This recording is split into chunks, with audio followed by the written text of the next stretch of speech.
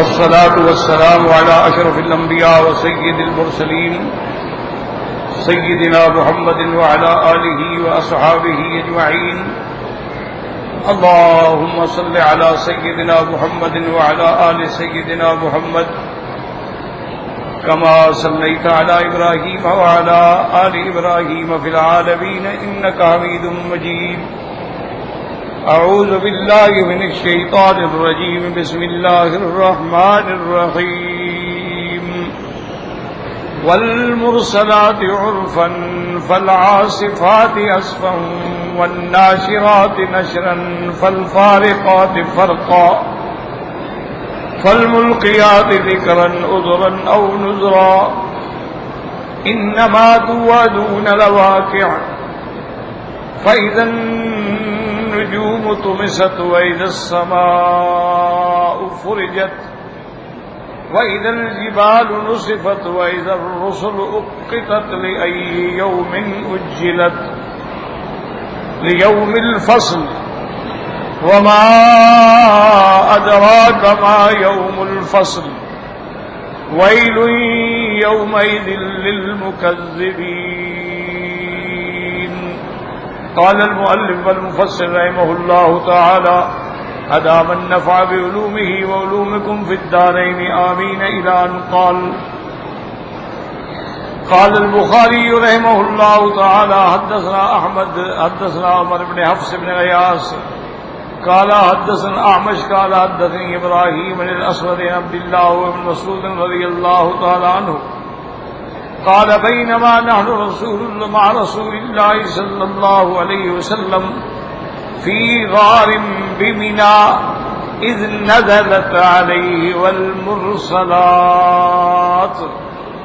فإنه ليتلوها وإني لأتلقاها من فيه وإن فاه لرطب بها إذ وثبت علينا حية فقال النبي صلى الله عليه وسلم اقتلوها فابتدرناها فذهبت فقال النبي صلى الله عليه وسلم وقيت شركم وكما وقيتم شرها. وأخرجه مسلم أيضا من طريق الأعمش. اب مفسر رحمۃ اللہ علیہ فرماتے ہیں امام بخاری رحمۃ اللہ علیہ نے اس سند کے ساتھ حضرت عبداللہ ابن مسعود رضی اللہ تعالی عنہ سے روایت کی ہے. وہ فرماتی ہیں کہ ہم حضور صلی اللہ علیہ وسلم کے ساتھ ایک غار میں تھے منا کے اندر.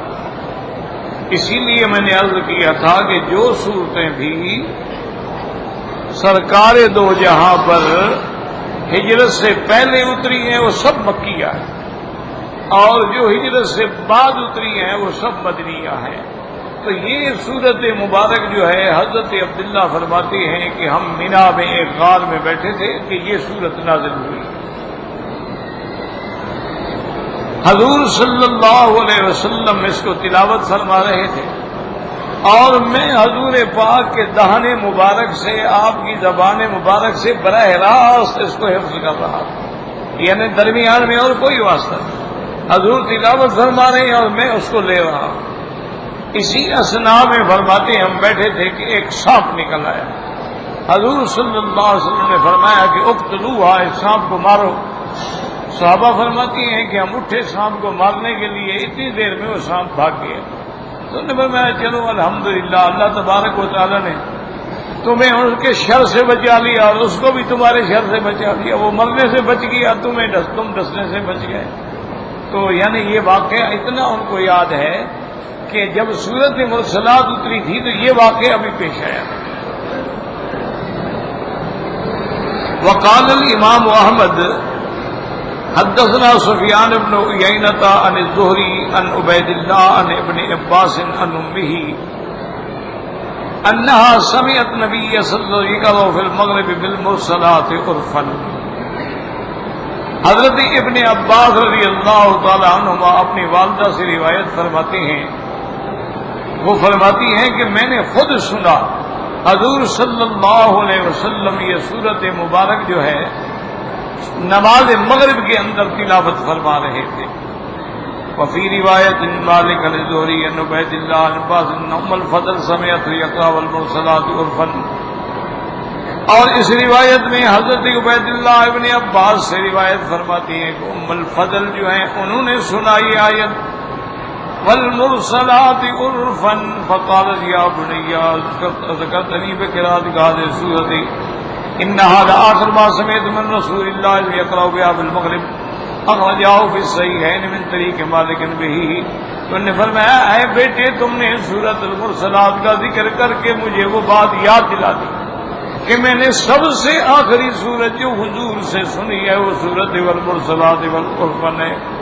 آپ اس کو مغرب کی نماز کے اندر تلاوت فرما رہے تھے، اور اس روایت کو صحیح ہے یعنی امام بخاری اور امام مسلم رحمۃ اللہ علیہ دونوں نے روایت فرمایا ہے۔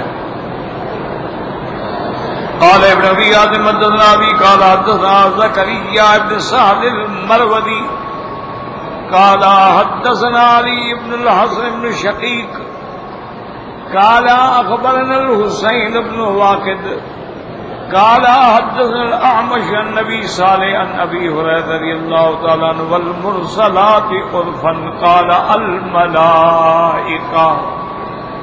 اب مفسر رحمۃ اللہ علیہ فرماتی ہیں کہ اس سند سے حضرت ابی ہریرہ رضی اللہ تعالیٰ عنہ فرماتی ہیں کہ والمرسلات عرفا سے مراد اللہ کے فرشتے ہیں الملائکہ۔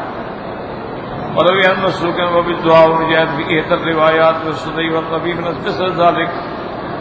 وروی عن نبی صالح انه قال هي الرسل۔ ایک روایت یہ بھی ہے کہ حضرت ابی صالح فرماتی ہیں کہ مرسلات سے مراد اللہ کے رسول ہیں جو اللہ پاک نے بھیجے۔ وفی روایت عنہ انہا الملائکہ، اور ایک روایت ان سے یہ بھی ہے کہ اس سے مراد جو ہیں اللہ کے فرشتے ہیں۔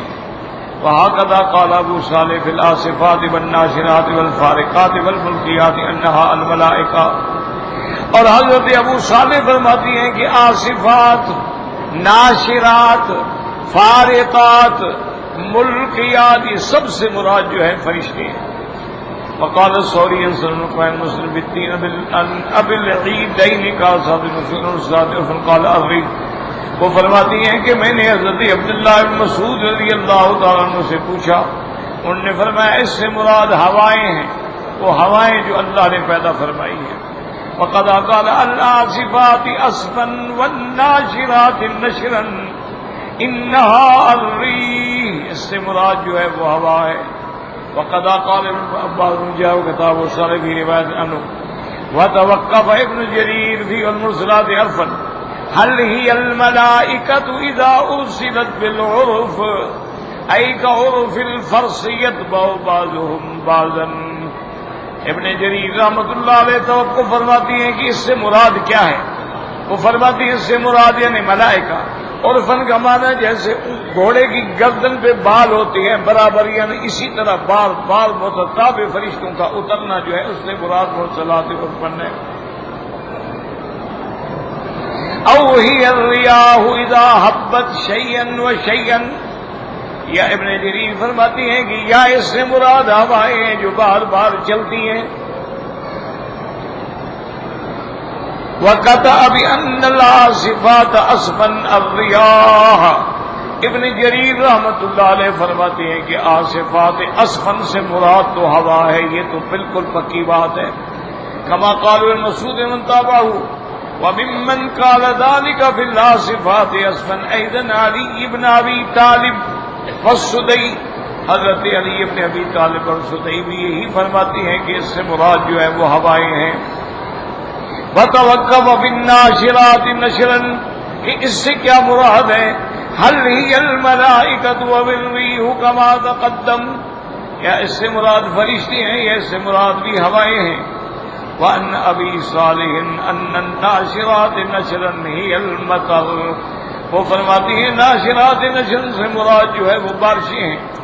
والازہر، ظاہر روایت ہی ہے کہ ان المرسلات ہی الریاح، کہ مرسلات سے مراد ہوائیں ہیں، کیونکہ اللہ نے قرآن پاک میں فرمایا وَأَرْسَلْنَا الرِّيَاحَ لَوَاقِحَا، وقال تعالی وَهُوَ الَّذِي يُرْسِلُ الرِّيَاحَ بُشْرًا بَيْنَ يَدَيْ رَحْمَتِهِ تو وہاں بھی مراد ہوائیں ہیں. وَهَكَذَا لَا صِفَاتِهِ الرِّيَاحُ يُقَالُ أَصَفَتِ الرِّيَاحُ إِذَا هَبَّتْ بِتَصْوِيتٍ. محاورات میں کہتی ہیں کہ ہوا جب چلے آواز کے ساتھ اس کو کہتے ہیں اصفت. وَكَذَا النَّاشِرَاتُ اس سے مراد ہی الرِّيَاحُ الَّتِي تَنشُرُ السَّحَابَ فِي آفَاقِ السَّمَاءِ كَمَا يَشَاءُ الرَّبُّ عَزَّ وَجَلَّ. انہوں نے فرمایا کہ ناشرات سے مراد وہ ہوائیں ہیں جو بادلوں کو آسمانوں کے اندر چلاتی ہیں. جدھر اللہ تبارک و تعالی حکم دیتے ہیں وہ ادھر ان کو لے کے جاتی ہیں. فَالْفَارِقَاتِ فَرْقًا فَالْمُلْقِيَاتِ ذِكْرًا عُذْرًا أَوْ نُذْرًا. انہوں نے کہا اس سے مراد ملائکہ ہیں. قالوا مسعود بن بعض مسعود وجاء وقتال الربيع ونزل الصدي والثوري فلا خلاف ها هنا فإنها تنظر بأمر الله الرسل تفرق بين الحق والباطل. مفسر فرماتی ہے اس میں کوئی شک نہیں کہ اللہ کے فرشتے اللہ کے حکم سے رسولوں پہ اترتے ہیں, حق و باطل کے اندر فرق کرتے ہیں. فالہدی والغی ہدایت اور گمراہی میں فرق کرتی ہے. والحلال والحرام حلال اور حرام میں فرق کرتی ہیں. وتلقى إلى الرسل وحيا اور رسولوں کے بعد وحی لے کے آتی ہیں. فيه إعذار إلى الخلق وإنذار لهم کہ مخلوق کے لیے عذر بھی ہوتا ہے اور ان کے لیے ڈراوا بھی ہوتا ہے. انذار لهم عقاب الله إن خالفوه أمرا. تو الحمدللہ جیسے ہم نے خلاصہ درس میں یہ عرض کر دیا تھا کہ 5 چیزوں کی اللہ نے قسم کھائی. اب ان 5 چیزوں سے مراد کیا ہے یاد رکھیں. اس کے اندر جو ہے وہ اختلاف. بعض علماء تو یہ فرماتے ہیں یعنی صحابہ میں سے تابعین میں سے کہ ان سے مراد اللہ کے فرشتے ہیں. یہ ساری 5 کی 5 جو صفات ہیں فرشتوں کی صفات.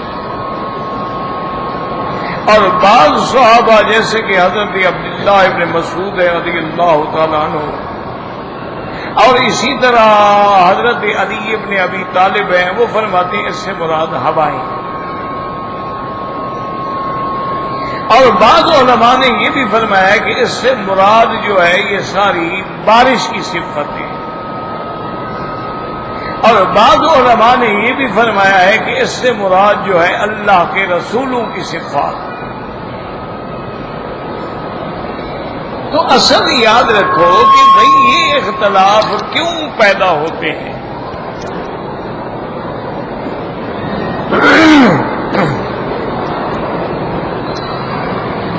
اس کی وجہ یہ ہوتی ہے کہ جب کسی چیز کا معنی حضور پاک معین فرما دے بات ختم ہو, اس کے بعد تو کوئی اختلاف ہو ہی نہیں سکتا.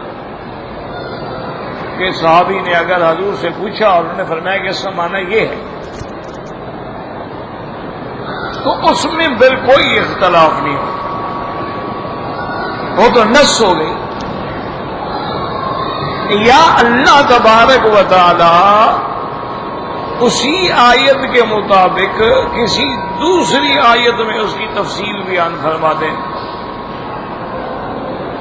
یعنی ایک جگہ اجمال ہے اس کی تفصیل آ گئی تو اس میں بھی پھر کوئی اختلاف نہیں ہوتا کہ نص ہو گئی, اللہ کے قرآن سے بات ثابت ہو.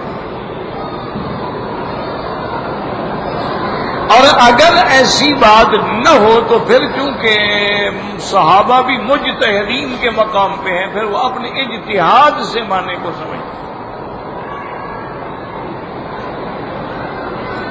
اور بعض مفسرین جو ہیں علماء متاخرین وہ فرماتے ہیں کہ جس بات کو اللہ قرآن میں مطلق چھوڑ دیں تم بھی باز رہو.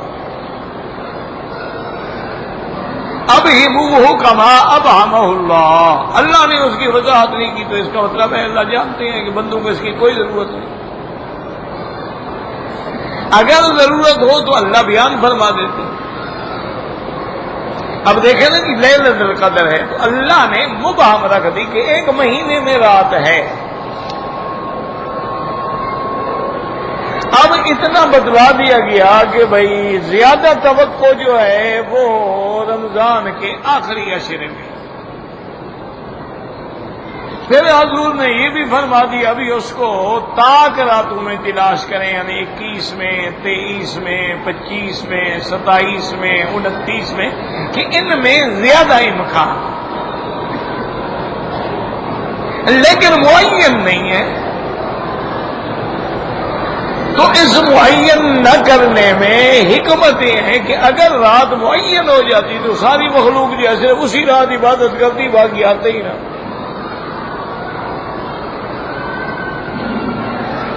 مبہم رکھنے میں یہ فائدہ ہے کہ ہم سارا رمضان محنت کریں اور آخری 10 دن جب آ جائیں تو محنت اور زیادہ کر دیں، اور جب اس میں 21، 23، 25، 27 کی راتیں آ جائیں تو اور زیادہ رات کو جاگنا اور نماز اور تلاوت اور قرآن اور ذکر اور تسبیح اور تحمید اس میں زیادہ، تاکہ اللہ کی مخلوق اللہ کی یاد میں لگی رہے. اس لیے اللہ نے اس کو چھپا دیا.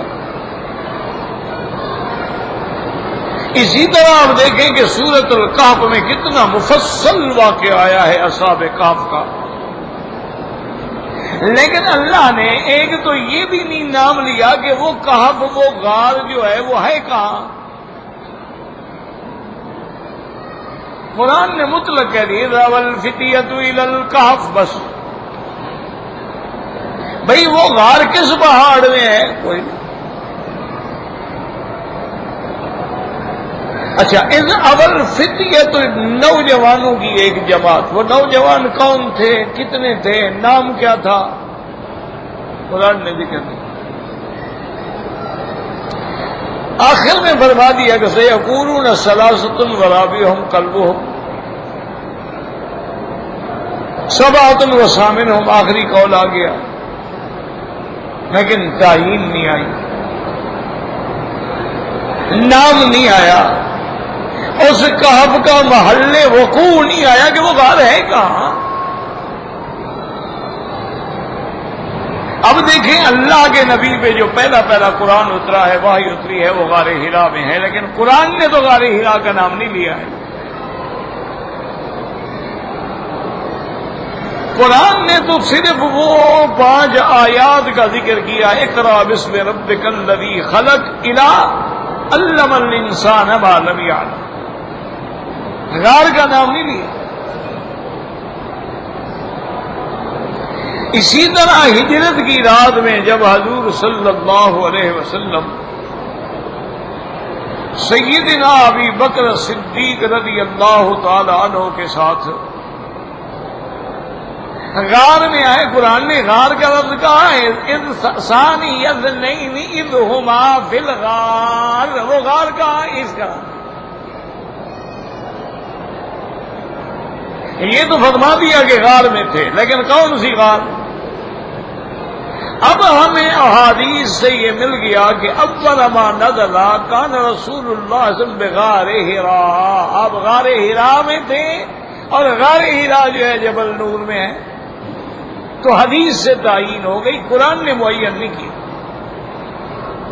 ہجرت کی رات حضور جب غار میں تشریف لے گئے تو وہ غار کون سی تھی؟ حدیث میں آ گیا، صحابہ نے فرما دیا کہ اس سے مراد غار ثور ہے.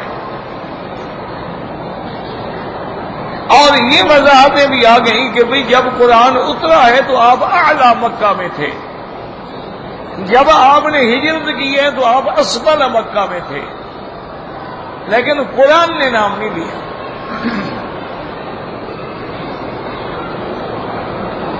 اب حضور صلی اللہ علیہ وسلم کو جبل احد سے محبت تھی، قرآن میں نام نہیں ہے. حدیث میں ہے کہ حضور جب دیکھتے تو فرماتے کہ ھذا جبل یحبنا ونحبہ، لیکن اس کا ذکر اللہ نے قرآن میں نہیں کیا.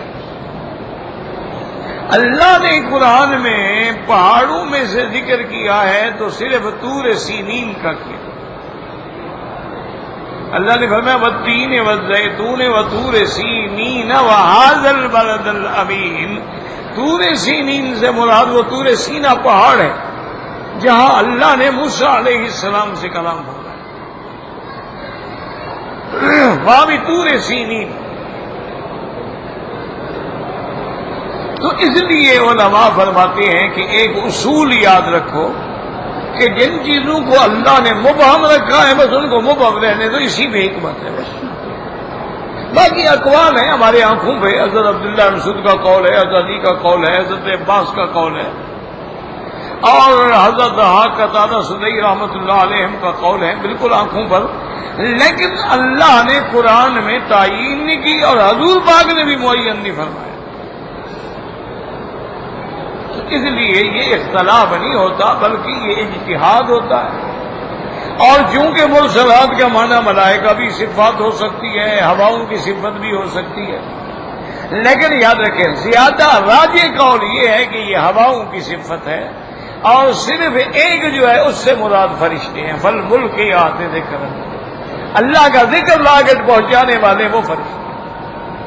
باقی جو چاروں صفتیں ہیں وہ کیوں؟ اس کی وجہ قرآن سے تائید ہو رہی ہے، وَهُوَ الَّذِي يُرْسِلُ الرِّيَاحَ وَأَرْسَلْنَا الرِّيَاحَ لَوَاقِحَ۔ تو تائید چونکہ ہو رہی ہے تفسیر کی، تو اس لیے راجح قول یاد رکھیں یہی ہے کہ ان سے مراد ہوائیں ہیں اور ملک یاد ذکر سے مراد جو ہے وہ اللہ کے فرشتے ہیں، بس یہ راجح قول۔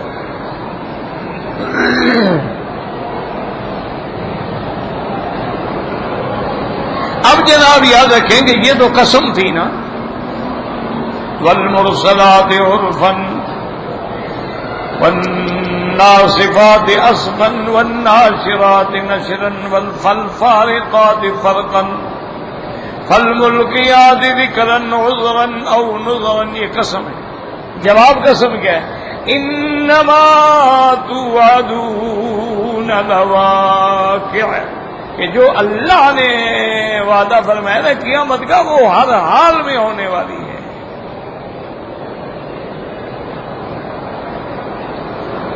اس لیے مفسر فرماتے ہیں ھذا ھو المقسم والے، یہی وہ بات ہے جس پہ قسم کھائی گئی، بہذہ الاقسام اے ما بعثتم به من قیام الساعة والنفخ في الصور وبعث الاجساد وجمع الاولین والآخرین فی سعید واحد مجازات كل عامل بعمله خیر فخیر وشر فشر ان هذا كله لواقع لكائن لا محالة۔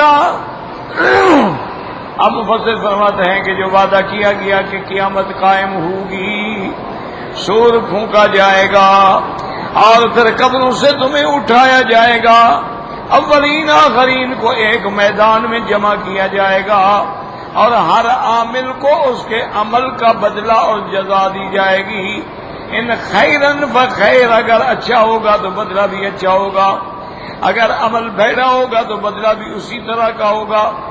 ان ھذا کلہ لواقع، یہ سب کچھ ہوگا لکائن لا محالۃ، اس کے قائم ہونے میں کوئی شک و شبہ نہیں ہے۔ تو قیامت برحق ہے۔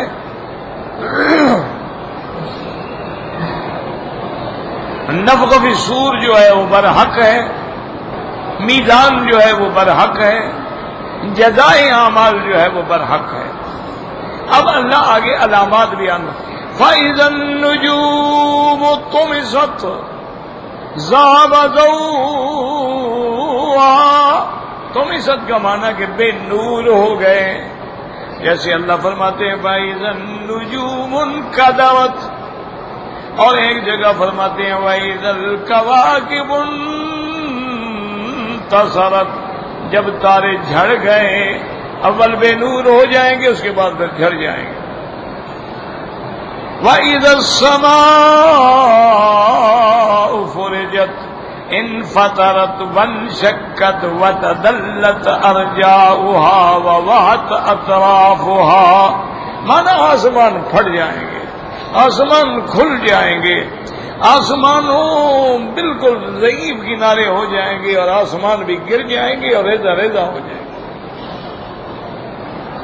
وَإِذَا الْجِبَالُ نُصِفَتْ، پہاڑوں اڑ جائیں گے، یعنی ذهب بها فلا يبقى لها عين ولا اثر، یہ پہاڑ دیکھ رہے ہو نا، نظر ہی نہیں آئیں گے کہاں گئے۔ جیسے قرآن کہتے ہیں یسألونک عن الجبال فقل ينسفها ربی نسفا فيوم تسير الجبال وترى الأرض بارزة وحشرناهم فلم نغادر منهم أحدا. اللہ نے فرمایا جب ہم پہاڑوں کو چلا دیں گے، اڑا دیں گے، زمین چھٹی ضائع ہو جائے گی اور سب کو ہم کھڑا کریں گے، کسی کو نہیں چھوڑیں گے. فلم نغادر منهم أحدا وقوله تبارك وتعالى وإذا الرسل أُقِّتت قال في عباس أي جمعت. حضرت ابن عباس فرماتے ہیں اُقِّتت کا معنی جب سارے اللہ کے رسول جو ہے اللہ ان کو بھی جمع فرمائیں گے. وقال قل يوم يجمع الله الرسل، جس دن اللہ رسولوں کو جمع فرمائیں گے. وقال مجاہد اُقِّتت اجلت، یعنی ان کو جلد جلد حاضر کیا جائے گا. وقال سوری ابراہیم اُقِّتت اوعدت، ان کو ڈرایا جائے گا یا وعدے پہ پہنچایا جائے گا. وَكَأَنَّهُ يَجْرَى وَأَشْرَقَتِ الْأَرْضُ بِنُورِ رَبِّهَا وَوُضِعَ الْكِتَابُ وَجِيءَ بِالنَّبِيِّينَ وَالشُّهَدَاءِ وَقُضِيَ بَيْنَهُم بِالْحَقِّ وَهُمْ لَا يُظْلَمُونَ. اس کے بعد اللہ فرماتی ہیں لِأَيِّ يَوْمٍ أُجِّلَتْ لِيَوْمِ الْفَصْلِ وَمَا أَدْرَاكَ مَا يَوْمُ الْفَصْلِ وَيْلٌ يَوْمَئِذٍ لِّلْمُكَذِّبِينَ. یہ کون سا دن ہوگا جس میں سارے اللہ کے رسول اکٹھے ہوں گے اور یہ امرا تقوم الساعہ، اس کے بعد قیامت قائم ہو گئی. فَلَا تَحْسَبَنَّ اللَّهَ مُخْلِفَ وَعْدِهِ رُسُلَهُ، اللہ کا وعدہ کبھی خلاف نہیں ہوتا. إِنَّ اللَّهَ عَزِيزٌ ذُو انتقام، اللہ بدلہ لینے والے ہیں، غالب ہیں.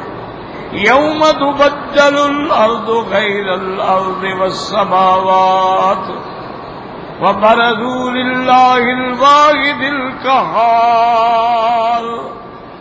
وَهُوَ يَوْمُ الْفَصْلِ كَمَا قَالَ تَعَالَى لِيَوْمِ الْفَصْلِ ثُمَّ قَالَ مُعَظَّمًا لِشَأْنِهِ وَمَا أَدْرَاكَ مَا يَوْمُ الْفَصْلِ وَيْلٌ يَوْمَئِذٍ لِّلْمُكَذِّبِينَ أَيْ وَيْلٌ لَّهُم مِّنْ عَذَابِ اللَّهِ غَدًا، ان کے لیے ہلاکت ہی ہلاکت ہوگی.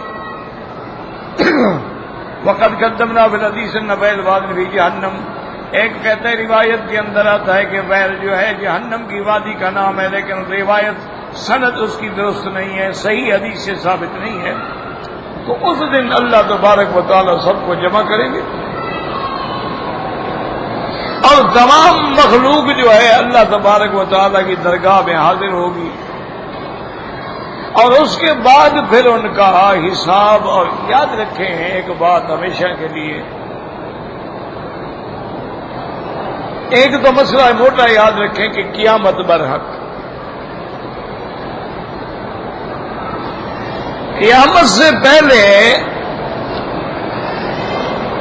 عالم برزخ کے اندر قبر میں جانا اور عذاب قبر ہونا یہ بھی حق.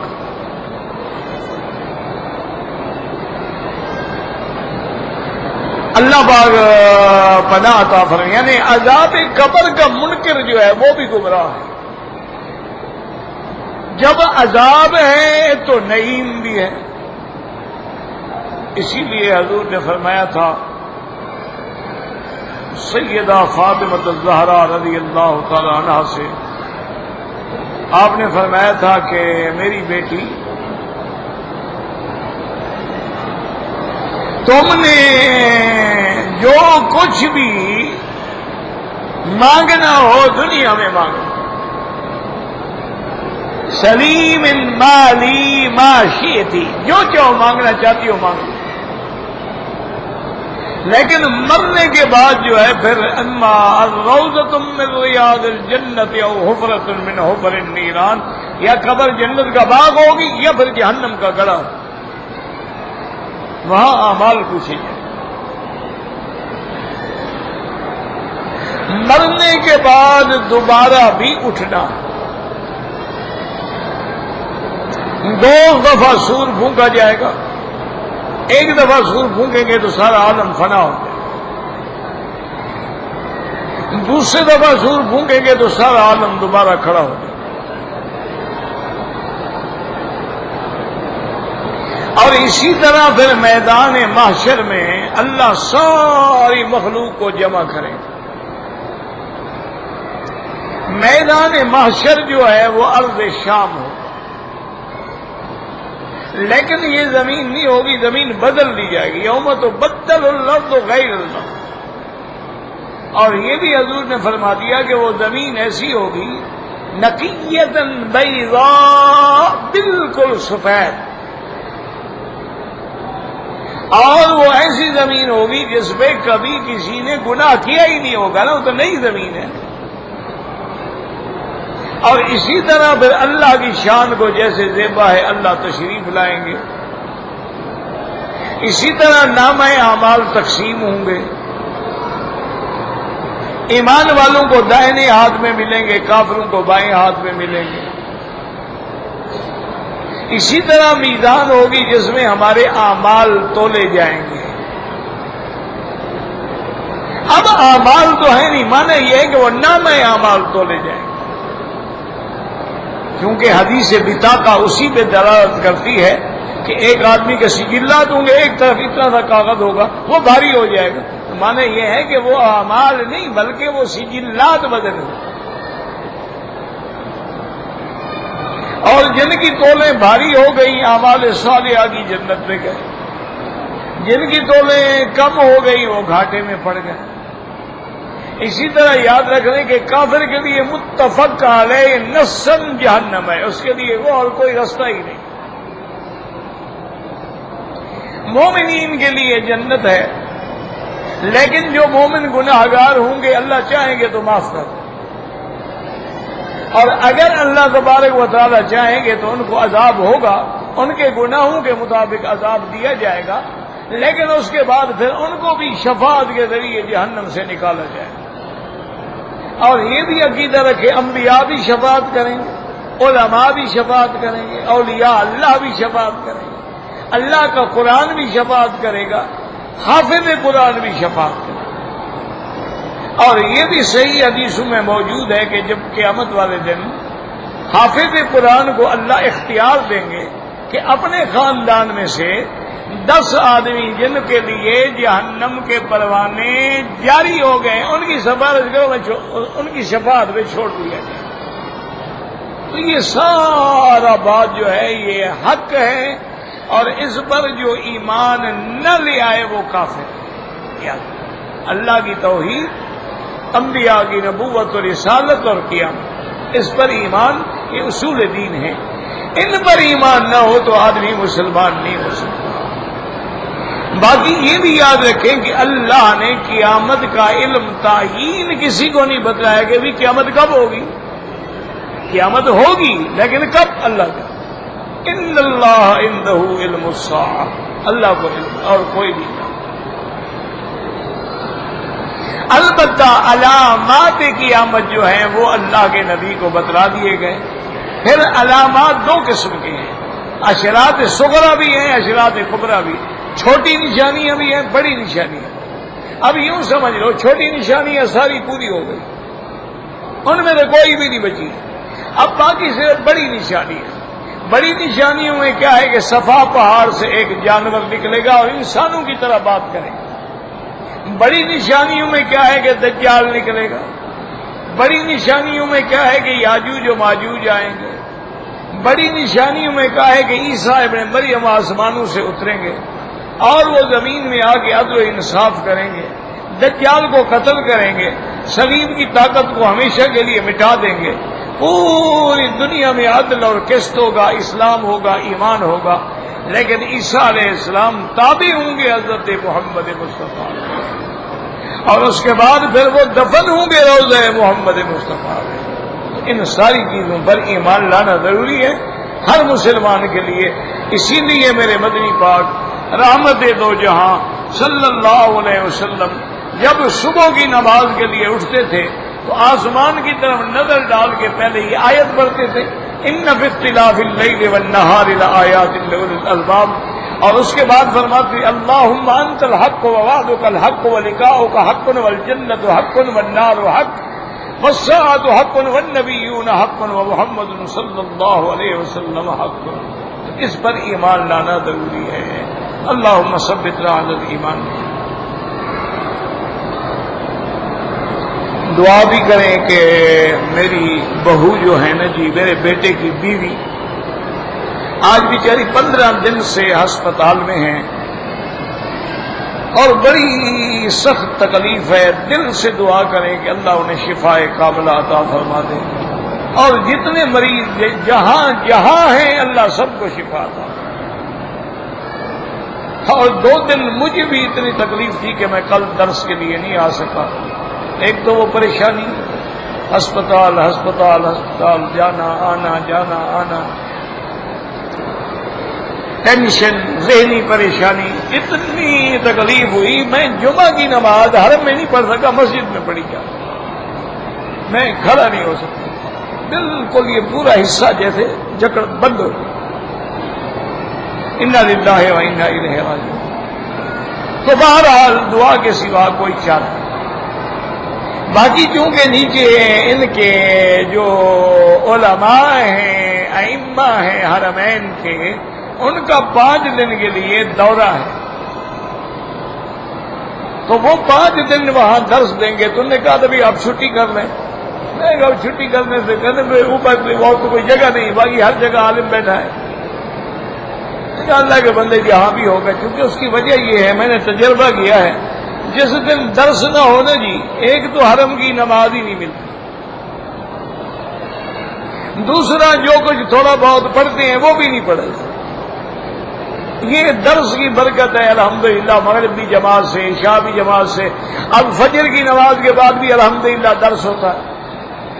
یہاں باب العمرہ کا بورڈ لگا ہے نا اندر مطاف کے اندر، مطاف سے دیکھیں نا تو باب العمرہ کا بورڈ لگا ہے، ایک ایسے تیر بھی بنا ہوا ہے، اس پر بھی لکھا ہے باب العمرہ۔ باب العمرہ گیٹ تو بند ہے نا، مطاف سے کھڑے ہو کے دیکھیں گے تو وہ جگہ نظر آتی ہے، وہاں الحمدللہ۔ اب صبح کو درس ہوگا، صبح کی نماز نصیب ہو جائے، پڑھنا بھی نصیب ہو جائے۔ درس نہ ہو تو بندہ کسی دوست کے پاس چلا گیا یا گھر میں بیٹھا رہا، کوئی کتاب دیکھ لی، تھک کے گر گیا، سو گیا۔ تو یہ ساری برکتیں اس قرآن کی درس کی۔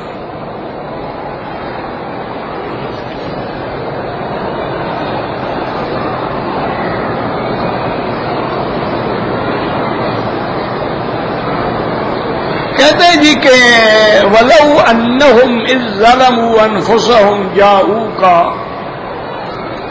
وَاسْتَغْفَرُوا اللَّهَ وَاسْتَغْفَرَ لَهُمُ الرَّسُولُ لَوَجَدُوا اللَّهَ تَوَّابًا رَحِيمًا۔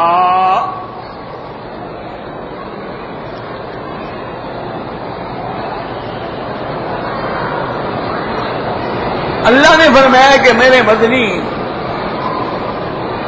اگر یہ لوگ غلطی کرنے کے بعد آپ کی خدمت میں آ جاتے اور آپ اللہ سے ان کے لیے بخشش مانگتے تو اللہ ان کو بخش دیتے۔ تو اس آیت سے بعض علماء نے، صرف بریلوی علماء نے نہیں، بریلوی علماء نے بھی، بعض دیوبندی علماء نے بھی، اور بعض اہل حدیث علماء نے بھی استدلال کیا ہے کہ بھئی اللہ کے نبی کا وسیلہ پکڑنا جائز ہے۔ کیوں؟ اللہ فرما رہے ہیں آپ کے پاس آتے، آپ ان کے بخشش مانگتے تو میں بخش دیتا۔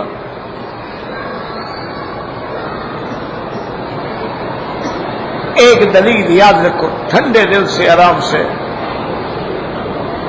دوسری دلیل ان کی یہ ہے کہ بھی جب انبیاء زندہ ہیں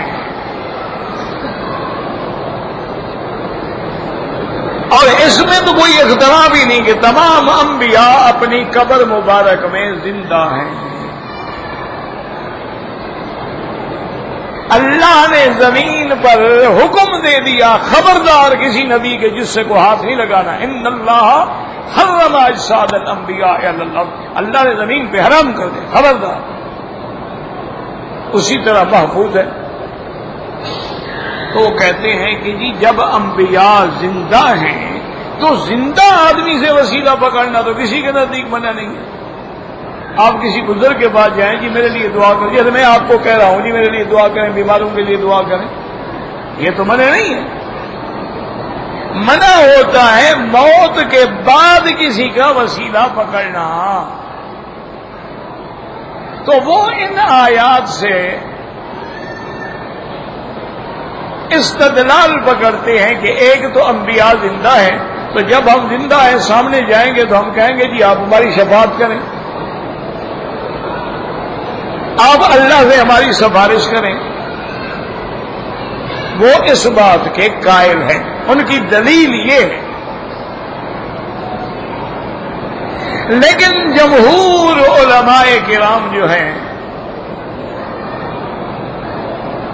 وہ فرماتے ہیں کہ بھائی وسیلہ جو ہے وہ جائز نہیں ہے۔ اس آیت کے بارے میں وہ جواب دیتے ہیں کہ یہ آیت حضور کی زندگی سے تعلق رکھتی تھی، جب آپ زندہ موجود تھے۔ آپ کی وفات کے بعد اس آیت کا تعلق نہیں ہے۔ اگر یہی معنی جو ہم نے سمجھا ہے، کیا صحابہ کو سمجھ نہیں آیا؟ حضور کی وفات کے بعد کوئی صحابی خلفائے راشدین میں سے یا عشرہ مبشرہ میں سے اجلہ صحابہ میں سے آیا اور اس نے اس آیت پہ عمل کیا ہے؟ تو اگر اس سے وسیلہ پکڑنا جائز ہے، سب سے پہلے تو صحابہ پکڑتے، سب سے پہلے تو اہل بیت رسول پکڑتے۔ کیا کسی صحابی نے آ کر آپ سے درخواست کی ہے؟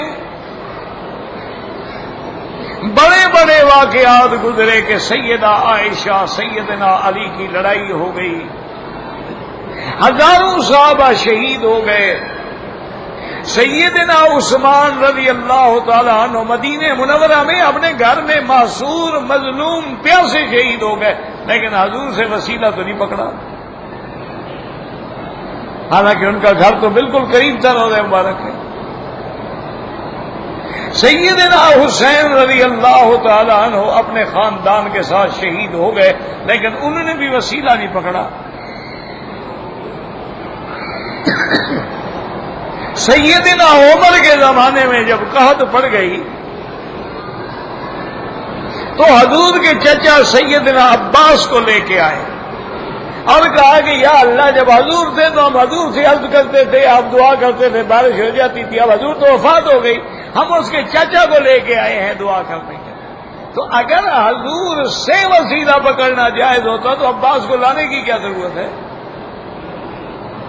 ان کو ڈالے آتے اور سب کو کہتے کہ حضور کے وسیلے سے دعا کرو۔ اور جہاں تک انبیاء کی زندگی کا تعلق ہے، اس میں تو کوئی شک نہیں نا کہ وہ عالم برزخ ہے۔ یعنی آج اگر کوئی روضہ رسول پہ جا کے صلاۃ و سلام عرض کرتا ہے، ہمارے ایمان ہے کہ حضور سنتے ہیں، لیکن یہ مانا تو نہیں کہ یہ صحابی ہو جائے گا، ورنہ تو ہر بندہ صحابی بن جاتا۔ عالم برزخ الگ چیز ہے، عالم دنیا الگ چیز ہے۔ تو اس لیے اور دوسرا دیکھیں کہ سارے قرآن پاک میں ٹھنڈے دل سے، کوئی جھگڑے کی بات نہیں، جو لوگ قائل ہیں اللہ ان کو خوش رکھے، ہم تو کسی کی برائی نہیں کرتے، ان کی تحقیق ہے، ٹھیک ہے، اللہ رحمت کرے۔ سارے قرآن میں حضرت آدم سے لے کر میرے مدنی محمد مصطفیٰ تک دعائیں قرآن میں موجود ہیں کہ نہیں ہیں؟ ربنا ظلمنا یہ آدم علیہ السلام کی دعا. ربنا آتنا فی الدنیا، یہ میرے مدنی محمد مصطفیٰ کی دعا. لا الہ الا انت سبحانک، یونس علیہ السلام کی دعا. رب انی مسنی الضر وانت ارحم الراحمین، حضرت ایوب کی دعا. رب انی مغلوب فانتصر، نوح علیہ السلام کی دعا ہے. اور اسی طریقے سے آپ دیکھیں حضرت یعقوب کی دعا، انما اشکو بثی وحزنی الی اللہ. تمام انبیاء کی دعا میں کہیں وسیلہ ہے؟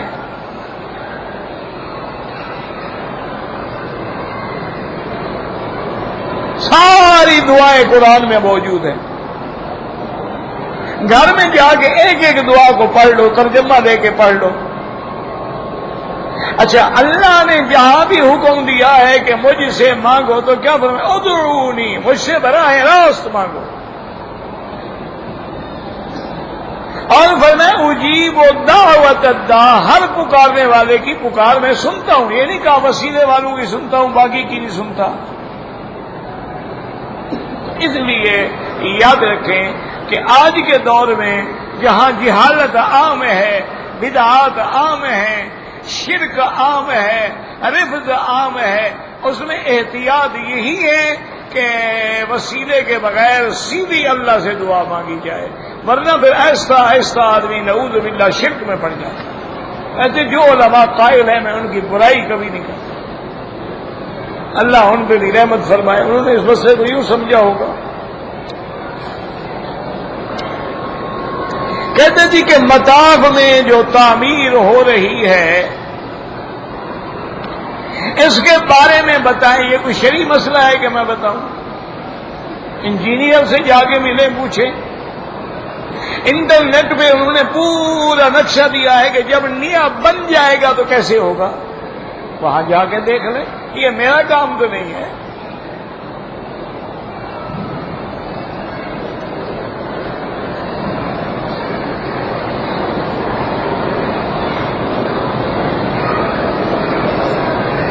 وَقَالُوا يَسْتَفْتِحُونَ مِنْ قَبْلُ، یہ تو یہودیوں کے بارے میں ہے، وہ حضور کے آنے سے پہلے دعائیں کرتے ہیں. حضور کے آنے کے بعد تو انہوں نے کلمہ ہی نہیں پڑھا. تو یستفتحون والے کدھر گئے کہ وسیلہ ثابت کیا جائے؟ یہ تو یہودی جب حضور ابھی پیدا ہی نہیں ہوئے، وہ لوگوں سے کہتے تھے کہ ایک نبی خاتم آئے گا، ہم اس سے مل کے تمہارے ساتھ مقابلہ کریں. جب آ گئے انکار کر دیا. کیسے بات ہو، کیسے وظیفہ نکلے گا؟ نہیں، یہ ساری آج تم نے اکاڑوی صاحب کی کوئی کتاب دیکھ لی ہے، وہ تو فوت ہو گیا بیچارہ، بخشو بیچارے کو، چھوڑو.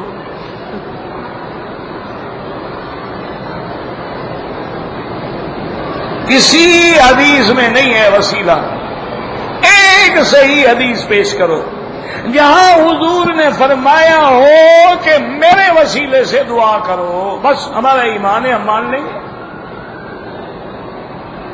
اس سے ثابت ہوتا ہے صحابہ کو سمجھ نہیں آیا، اکاڑوی صاحب کو سمجھ آ گیا. عجیب بات ہے.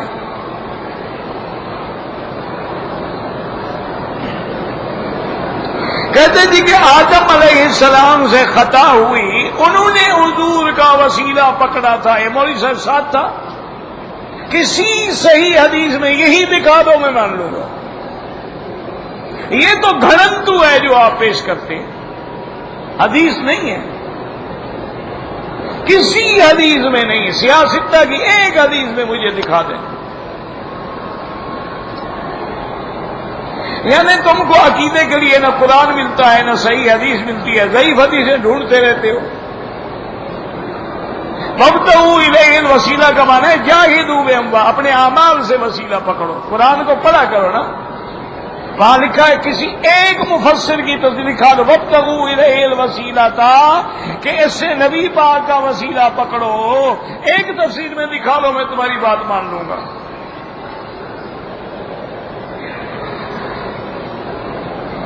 وہ تو ہے اللہ سے ڈرو، اللہ کا تقرب حاصل کرنے کے لیے یا ایھا الذین آمنوا اتقوا اللہ وابتغوا الیہ الوسیلہ. وہ کیا ہے؟ جاہدوا، اللہ کے راستے میں جہاد کرو.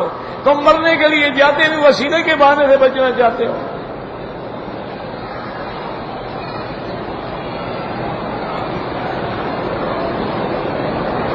اگر حالت حیض میں عورت باب ملک عبدالعزیز کے باہر بیٹھ کے کعبے کو دیکھے بالکل جائز ہے، کوئی منع نہیں، کعبہ دیکھنا تو منع نہیں، نماز منع ہے، طواف منع ہے، حرم میں داخل ہونا منع ہے۔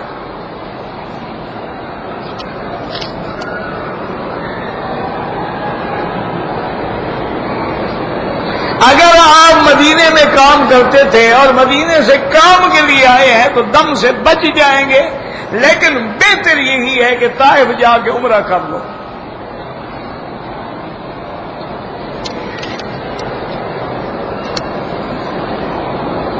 کہتے ہیں جی کہ حضور کے بعد جو صلاۃ بالکل حضور سنتے ہیں، جو حدیث میں ہے ہمارا ایمان، جو نہیں ہے ہم نہیں مانتے۔ حضور نے فرمایا جو میرے پاس سامنے آ کے سلام کرتا ہے میں سنتا ہوں، اور ایک حدیث میں ہے میں سلام کا جواب بھی دیتا ہوں۔ ہمارا ایمان ہے، کوئی جھگڑا نہیں۔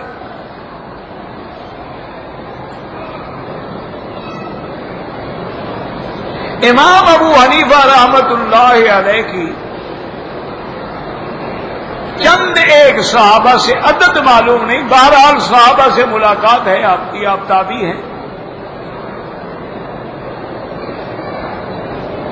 امام صاحب کی ادی کتاب مسند امام اعظم،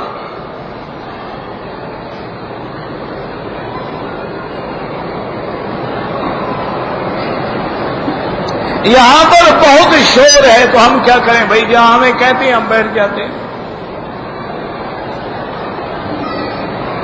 تم دعا کرو کوئی اور سی جگہ اللہ کرے دے دیں۔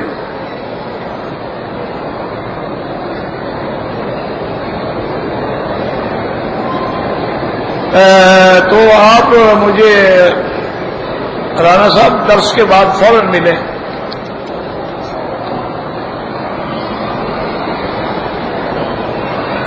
یہ مجبوری ہے، ان کی بھی مجبوری ہے نا، وہ کیا کریں آخر؟ پورے ایک سال میں 5 دن کے لیے ان کے علماء آتے ہیں، تو انہوں نے مجھے کہا اپنی جگہ دے دو، میں نے کہا ٹھیک ہے میں اوپر چلے جاتا ہوں۔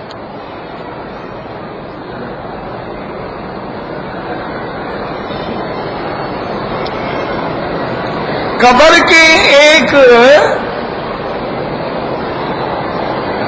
لکڑی رکھا ہے